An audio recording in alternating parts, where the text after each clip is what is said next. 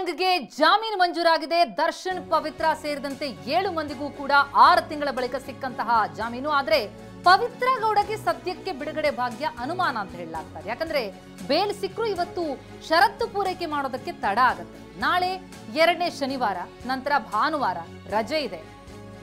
ಹೀಗಾಗಿ ಸೋಮವಾರವೇ ಪವಿತ್ರ ಗೌಡಗೆ ಬಿಡುಗಡೆಯ ಭಾಗ್ಯ. ದರ್ಶನ್ಗೆ ಈಗ ದರ್ಶನ್ ಹೊರಗಡೆನೇ ಇದ್ದಾರೆ.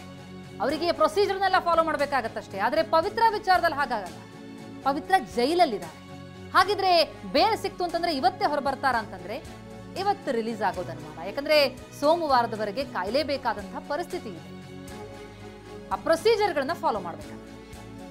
ನೀವು ಪ್ರತಿ ಸಲ ಕೋರ್ಟಿಗೆ ಬರ್ತಿದ್ರಿ, ಈಗ ಬೇಲ್ ಸಿಕ್ಕಿದೆ, ಈ ಸಂದರ್ಭದಲ್ಲಿ ಏನು ಹೇಳೋದಕ್ಕೆ ಬಯಸ್ತಾರೆ?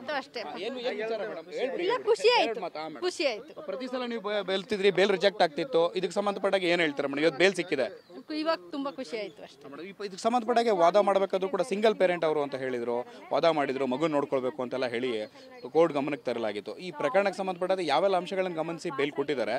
ಈ ಸಂದರ್ಭದಲ್ಲಿ ಇದುವರೆಗೂ ಬಂದಂಥ ಸಂದರ್ಭದಲ್ಲಿ ಕೋರ್ಟ್ಗಳೆಲ್ಲ ರಿಜೆಕ್ಟ್ ಆಗಿತ್ತು. ಆಗ್ಲೂ ಕೂಡ ನೀವು ಕೋರ್ಟಿಗೆ ಬಂದು ಕೂತಿದ್ದು, ನೆಕ್ಸ್ಟ್ ನಿರಾಸೆಯಿಂದ ಹೋಗಿದ್ದು ಇದೆ. ಈ ಸಂದರ್ಭದಲ್ಲಿ ಬೇಲ್ ಆಗಿದೆ, ಏನು ಹೇಳ್ತಾರೆ? ಖುಷಿ ಆಯ್ತು, ತುಂಬಾ ಖುಷಿ ಆಯ್ತು ಅಷ್ಟೇ. ಮತ್ತೆ ಯಾವತ್ತು ಬರ್ತಾರೆ ಅಂತ ಏನಾದ್ರು ಹೇಳಿದ್ರ ವಕೀಲರು? ಹೊರಗಡೆ ಯಾವಾಗ ಬರ್ತಾರೆ? ಇವಾಗ ಹೇಳ್ತಾರೆ. ನೀವು ಪ್ರತಿ